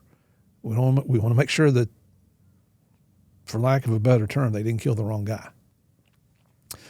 So I've got to run back to the barracks and grab my gear, my gun, and I always carried cameras with me down there and stuff like that. And you get extra magazines. And, in Narcos, they show us wearing bulletproof vests. We didn't put a bulletproof vest on not a single time we were there. Stupid. Just the stupid things that that's why I say, thank God that we're still alive today to tell this story. So by the time I get out, I come running back out in the quad. There's nobody there but the guards on the gates. The whole search block is gone. And I'm thinking, oh my gosh, I don't have a ride. I don't know where they are. There's no rental car companies around. I can't find a bicycle to try to ride. And if I had a bike, I still wouldn't know where to ride to. And, don't forget the fact that I'm English-Irish by heritage. I'm about as white as you get. I got light-colored eyes. I had hair back then, but it was light brown, light skin. I'm 6'2". Colombians aren't traditionally tall people. So I would have stuck out like a sore thumb. And I'm kind of walking around the circle thinking, all right, what am I going to do? How can I get maybe the gringos here can help me? Well, lo and behold, here comes Colonel Martinez in his Jeep and his protection detail coming back in, pulling back in. And he looks over, he's like, Steak, what are you doing? I said, Colonel, I need a ride. He said, get your ass in the Jeep. And he came back to get his cameras is what he came back for. So I ride out with Colonel Martinez, which turned out to be the best thing that could have happened. We get out there. Now, there's just been this massive gun battle. So hundreds, if not thousands of people are starting to pour out. And then when they see this massive police presence, that starts the rumor that's Pablo Escobar in there. So I go with Colonel. We go in the 3-story row house. I'm taking pictures everywhere as we're going. And I finally get up to that 3rd floor window, and I look out on the roof, and there's our Dahin guys standing over Pablo's body. And I yelled at them, and they don't shoot their guns like they do in the Middle East. They're holding the rifles up. Steak, we got him. And then they're like, take a picture. And I'm taking their pictures. And then the colonel says, come on, we're going to go around. So we go back downstairs, go around the block, come back up this way, climb the ladder. And that's all those pictures of Pablo's dead body. I took all those pictures. Oh, really? Because it turns out my camera's the only one that worked. I had 4 rolls of film. And that's a whole nother story. But anyway, there was no doubt in my mind that was Pablo Escobar based on photographs. Now, I've never seen the man in real life. I mean, the only time I ever saw Pablo was the day he was killed, and that's after he was dead. As we're standing there, the crowds are getting bigger and bigger. We're still up on the roof looking down, and I can see an older lady and a younger lady arguing with the police. And I asked one of the Dahin guys, I said, who's that down there? He said, that's Pablo's mother and his sister. I'm like, oh. Now, for whatever, I always, I'm big on polo shirts. So that particular day, I happened to be wearing a red one of all colors to wear, something just to make you stick out, even worse than being a gringo down there. So I'm just kind of watching what's going on. And finally, I see the sister. She's kind of elbowing her way over. She's making her way over to where Limon is laying on the ground, the Sicario. And she gets over there and looks at the body, and she starts berating the police officers. That's not Pablo Escobar. You killed the wrong person. You guys are so inept. You should go to prison. You've killed an innocent man. And they just let her rant and rave. And after she finally calmed down a little bit, one of them looked at her and said, look on the roof, bitch. So, well, she can't get up on the roof. They're not going to let her go up on the roof. So she does back off. She goes back over to her mother. Then finally everybody gets there. They bring the body off the roof, Pablo's body. And when I saw their reactions, that was 100% confirmation right there. That was Pablo. Mommy just looked at him and realized her son was dead. So for me, that was confirmation in addition to what we already knew. Plus, they eventually did fingerprint analysis, dental record analysis, all that. I'm sure there was some, well, I don't think DNA was a thing back then, but it was confirmed that was Pablo. So all these rumors out there that Pablo's still alive, but, well, I guess he's with Elvis somewhere, it's not true. It's not true. When you hunt someone for that long and they're such a big part of your life, what's that feeling afterwards, like in the months, maybe even the years after, when it comes to a close? That's a really good question. I've only been asked one time in all these interviews. That day, it felt like the weight of the world had been lifted off our shoulders. I didn't want to be seen there because we didn't want the appearance that the gringos had anything to do with the death of Pablo Escobar. We wanted the Colombian National Police and the Colombian government to get the credit because he took their country back from this piece of crap. I mean, all the 50,000 murders? Holy cow. Most deadly city in the entire world for 2 years running, Medellin, Colombia. So one of the lieutenant colonels, Polias, I went to him and I said, Colonel, can you get me out of here? He's like, yeah, we want to get you back to the base. So they gave me a protection detail, took me back to the base. That night when everybody came back in, we went into like triple lockdown because we were expecting retaliation attacks by the Medellin cartel. Quietest night I ever spent in Medellin. I mean, it was just sweet.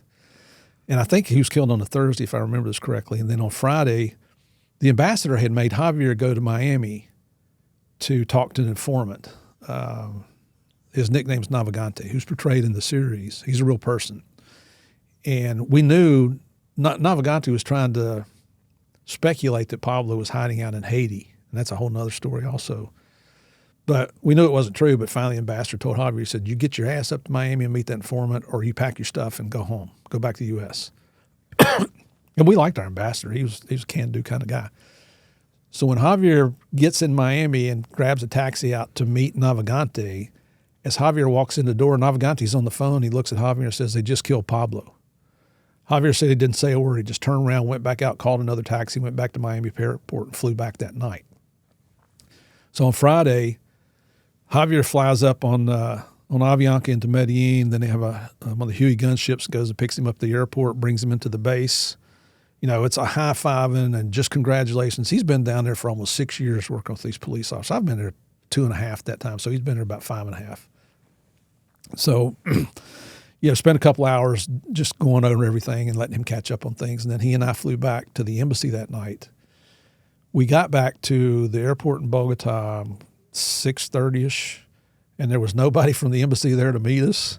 And we weren't allowed to take taxis because it was dangerous. A lot of the taxi drivers were criminals themselves. Well, we grabbed a taxi, come pulling up to the embassy. We go inside.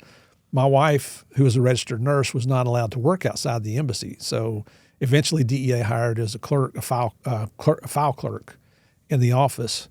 We come walking in. She's got balloons and streamers all over. Javier and I share an office. There's boxes of pizzas there. There's 15 boxes of pizzas. There's cases of beer everywhere. There's probably 60, 80 people milling around. You know, now we're high-fiving them, and everybody's wanting to see the pictures because we'd had them developed already. That led into a little shindig that night. I got home Saturday morning about 10:30 a.m. My wife, we had a lady that worked for us, Rosa, who spent the night, took care of our daughter, who was an infant back then. And it was an all-nighter, buddy. I mean, we had, it took a couple days to get over that one. At this point, you still got a lot of loose ends to wrap up. But the pressure now all of a sudden has lifted because it was the top priority of the U.S. government. Every week in an embassy, they have what they call a country team meeting, and that's where the heads of all the departments get together with the ambassador and report whatever their areas of responsibility are. What's the progress in the past week? It'd be us, it'd be the FBI, it could be the military groups, Department of Commerce, Department of Agriculture. I mean, all these different groups. Like, you want to know how many soybeans were grown in a hectare of Colombia back in whatever year? I don't care. But the first topic of that country team meeting every week was Pablo Escobar. And so if Javier or I were in the embassy on those days, we had to go and give an update. So now you don't have to do that anymore. That's how high priority this was. I mean, Pablo Escobar was the priority of law enforcement around the world. He was the world's most wanted criminal. He was the leading producer ever and distributor of cocaine, at one point responsible for as much as 80% of the cocaine in the entire world. 80%. I mean, you and I are podcasters. Wouldn't you like to have 80% of the podcast market? It'd be pretty good. Yeah, you'd flown me up here on a private jet, wouldn't you? Yeah, that would be nice. So that's who you're dealing with. So now they put Javier and I in for the Attorney General's Award, which back then was the highest award you could get in U.S. law enforcement. Because of my writing skills, I was ordered to write up my own award for being Javier. So I did it. I gave it to our ASAC. I said, the deadline's coming up, so this has got to be in the next couple of days. You probably should fax it up. And he's like, nope. He said, I'm going to headquarters next week, and I'm going to hand deliver this to Janet Reno myself. Okay, boss. You're the boss. And I'm just a hump agent back then. I'm not a first-level supervisor or anything. he comes back from his trip and he says, well, had a little snafu. You were right. It was too late and they wouldn't accept it. But they said, don't worry, we're going to submit it next year. I'm like, yeah, come on now. We're going to be transferred back to the United States. I had a 3-year assignment. Javier's ready to, he's due to transfer back to the United States. I said, there's nothing's going to ever happen. He said, oh, don't worry, we'll take care of you guys. Okay. You don't go into law enforcement for accolades and awards, but still it kind of ticks you off. So we transfer. I end up in Greensboro, North Carolina. Javier ends up in San Juan, Puerto Rico. The next year, we get a call from Gary Sheridan, who was the original partner with Javier. He's stationed in Miami. And I'm in North Carolina, and he calls, and we catch up on the phone. He says, guess who I just ran into at the airport? I said, who's that? And he said, I'm not going to mention their names, but he said, your group supervisor and your ASAC. And the ASAC is the one that had taken the report, or the recommendation, the award recommendation to Washington last year. I said, oh, how they doing? Catch up. And he said, well, guess where they've been? And I said, I'm guessing headquarters. He said, yep. He said, you know why they were there? Because they were given the Attorney General's award for the Pablo Escobar investigation. They got it? I'm telling the truth. Oh, man. And I'll tell you what, our ASAC had been to Medellin one time when some people from headquarters had come down. He came to the prison to get get your glory shots there. And our first line supervisor never once came to Medellin. And they got the award. But you got the book and the show. Yeah, it works out. It's all worked out. Now, I mean, here we are a little over 30 years later from his death. Did you ever think it would be such a big impact on your life this many years later? No. Even so, later in our careers, both of us were promoted up to what we call senior executive service. So it's the highest rank you can get without being the administrator, which is a presidential appointment or a congressional confirmation hearing. So we're special agents in charge. I have a friend in Northern Virginia, Stephen Klaus, who introduced me to 2 different producers. And he knew all about the Escobar story. We were really close. And he said, somebody's going to do something with your story one day. I'm like, no, they're not. It's been too long. Nobody cares.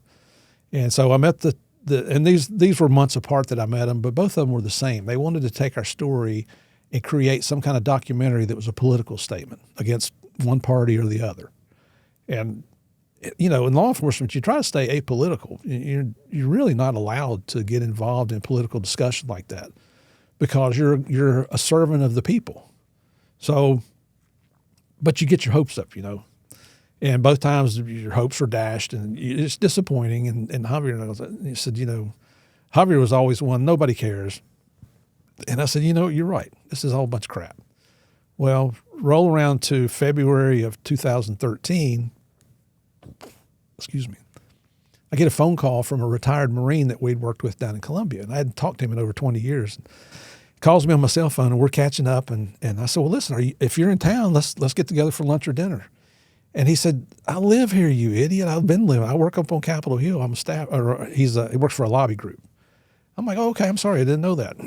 And he said, well, the reason I'm calling is, and I said, well, if you're here, why are you calling me? He said, the reason I'm calling is there's a producer in Hollywood that wants to talk to you. And so he gave me his explanation. And I said, the Marine's name is Gil. I said, Gil, man, I appreciate you calling me. It's good to catch up with you, but we've been down this road twice, and I'm not going to call the guy. I don't know if you know any U.S. Marines, but they can be a little colorful in their language at times. And he ripped me a new one on the phone, and finally I just said, all right, man, I'll call the guy. Just stop yelling at me. And so I called this guy named Eric Newman. He's the creator of the Narco series. Super, super guy. And we talk on the phone, and he kind of lays everything out, and he said, we'd like to get your story. And I said, Eric, thank you very much. I really appreciate you this, but we've been down this road twice, and I'm just going to say no. On behalf of me and Javier, we're not interested. And he got real quiet on the phone. And finally, I'm like, Eric, are you still there? And he said, yeah, but I can't believe you just told me no. And I'm thinking, since that time, we've learned that people will sell their soul to be on TV. Some people. And I think we just shocked him so bad that we just said no so quickly. And Javier's always been, even today, we trust each other so much that he'll let me make decisions about things, and he makes decisions for me, and we go with it. So this is in February. Eric says, well, listen, next month I'm coming to Washington with 2 writers on something else. He said, could we meet with you? Would you come out and have dinner with us? He said, let me just explain to you what our thoughts are about this whole thing. And then if you say it's no, but just give me another chance. This is no kidding, Ian. I'm thinking it's going to be a free dinner at a really nice restaurant. That's a good mindset right there. And I said, yes, I will. And it was. We went to a French restaurant. I hope you ordered everything, Steve. You know what? I ordered scallops because that's the only thing I recognized on the menu. I'm used to going to Burger King or McDonald's, you know. So, and it's funny because when we came in the restaurant, I'm still in a suit, and I'm a couple minutes late, and I come walking in, and I told the maitre d', I said, I'm meeting some friends, and he said, well, go ahead, you know. So I know I'm looking for 3 guys, and in law enforcement, you learn to read people. And so I know pretty much what I'm looking for. And I start walking around the restaurant, and there's couples here, and there's families over here, and then there's 3 guys sitting there. I know that's got to be them. So I just walked over and leaned on the table, and I said, gentlemen, I'm a law enforcement officer. I got a tip that one of you's holding a baggie of cocaine. Now get your 3 asses up on the wall.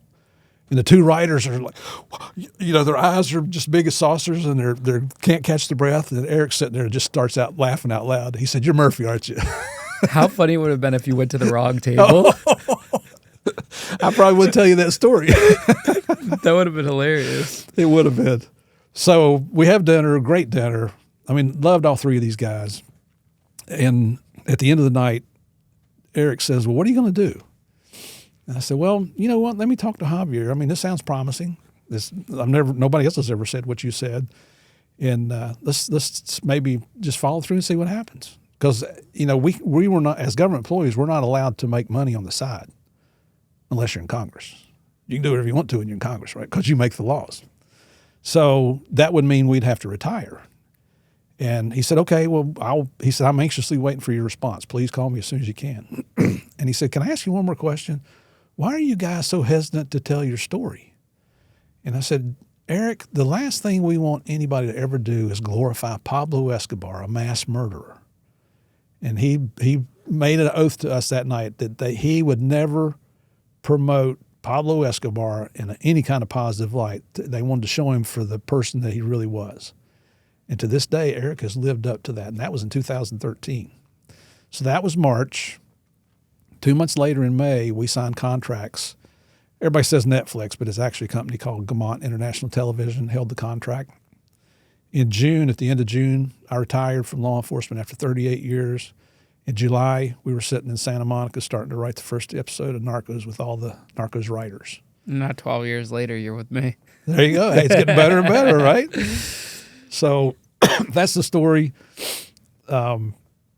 We honestly thought that through filming that, you know, we would be on site for the whole thing. We thought, I mean, we were consultants for the show. We actually got credits at the end of the show and all that. And we got paid for 2 years.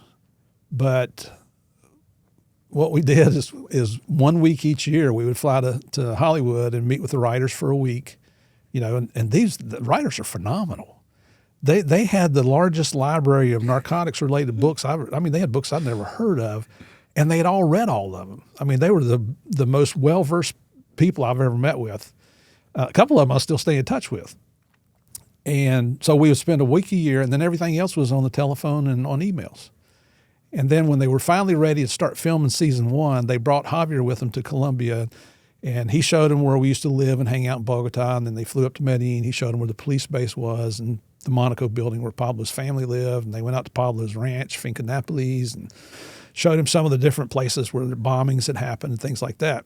And then towards the end of season 1 filming, they called me and said, Murphy, we want you to come down for a week, and you know we want you to be our guest for a week down here. And so I brought Connie and her 2 daughters, because their daughters, who were teenagers at that time, had not been back to Colombia since they were infants or toddlers. So we all loaded up, went down there. Netflix was great. Eric was great. He had a Netflix van and driver assigned to us the whole week. The lady I'd mentioned earlier, Rosa, who worked for us, my wife had maintained contact with her. We've sponsored her to come to the United States a few times, and she'll come spend 6 months with us at a time. She's like part of the family. She came and stayed at the hotel with us. They took us out on set. Our oldest daughter, both my daughters are adopted. Monica's from Bogota, a little town outside of Bogota, and Mandy's from Medellin. Monica had always wondered about her birth parents. So my wife, she's phenomenal. she made some phone calls and got Rose involved, and Monica got to meet her foster mother, her birth mother, 3 sisters, a niece, and a nephew while we were there. We went and spent a few hours with them. Wow. Mandy is the opposite. She doesn't ever want to meet her birth family because she looks at it, they gave her away, which they did. So towards the end of the week, Boyd Holbrook, who plays me, we had taken him and Pedro Pascal and working with Netflix and DEA headquarters, we actually embedded them into the DEA training academy for a week of training. So they were having to go do PT in the mornings. They were out on the range. They learned how to do different types of surveillance. They worked undercover. Just all kinds of stuff for a week. It was phenomenal. And Javi and I were just standing back smiling the whole week. It was a lot of fun getting to know those guys. So towards the end of the week there's a scene in episode 10 of season 1 where they show that I was kidnapped by the Cali Cartel. I was never kidnapped. That's Hollywood, right? But Boyd was explaining the scene. He came to me. He says, "Hey, would you like to have Mandy and Monica in a scene?" I'm like, "Sure. I'm sure they'd love it. I'll go ask them." But yeah, and I did, and they got all excited. And the girls were probably 15, 16 by then, somewhere in their teens. And so they went to makeup and they went to wardrobe and all that. And if you watch that scene, as Boyd's pulling into the driveway of our apartment, there's a sidewalk and he has to stop because people are walking up down the sidewalks, and those are all extras. Well, he stops and he motions for these 2 girls to walk in front of him, and those are my daughters. Aww. So they're actually in the scene. And then he pulls down to the door and he goes to open the door and gets kidnapped. And the reason I'm mentioning Boyd is because the cameraman for that scene was in the back seat of this full-size Ford Bronco. And he was shooting up from this angle, filming Boyd. And Boyd knew that if he made a motion with his hand, they couldn't cut that out of the scene because they could have cut the girls out. So he did that motion so they couldn't cut the scene, and that's why the girls are in there. And then Narcos comes out, and both my daughters come up to me and say, "Dad, I'm in Narcos. Are you?" Little turds. That's incredible. Well, Steve, thanks so much for coming on the show today, man. This was an incredible interview, incredible conversation. I really enjoyed it. Well, thank you for having me, and thank you for indulging an old man and his memories. This was so long ago. It's 30 plus years now, and what it has led to in our life after law enforcement is something that neither of us ever dreamt of, not even imagined that something like this would happen. I always thought I'd be one of those, we call them blue coats. They're all retired police officers that are security at the federal buildings. I thought it'd be a blue coat retirement. Or one of the marshals on Con Air or something like that with the rifles. You kind of look like one of them. A lot of them had the mustaches, and they were a lot of overweight guys, though, I will say, on Con Air. My lower chest is much bigger than my upper chest now. No, but you tell the story so perfectly, and you're the type of guy, like, you have guests on the show that you could just talk to them for hours. Like, whenever I talk to, like, the Hells Angels, guys are bikers, they could just go. When I interviewed Pee Wee from the Hells Angels, 2.5 hour interview, you could have done 24 hours with him, Yeah. So it just, those are, everyone loves those interviews. Well, you got a hell of a show going. It was funny because I think we were introduced to each other by Christy Schiller, who I think the world of. I've never met her in person, but I love the girl. Neither have I. Love that lady. The things that she does are just unbelievable to support people and support law enforcement. And when you and I talked, it was about you interviewing me, and it turned out that I interviewed you, and then you got busy with some other things. But it's taken several months, but here we are. But thank you very much. And I know your listeners don't know that, but you've been over backwards, you and Matt, to try to help me out on my podcast and teach me some things. This is an old dog trying to learn new tricks, I'm telling you. And you're doing well, and we got your back. You got some new adopted sons now. Thank you very much, brother. I appreciate it. But thanks for having me on the show. Yeah, safe travels back. Thank you.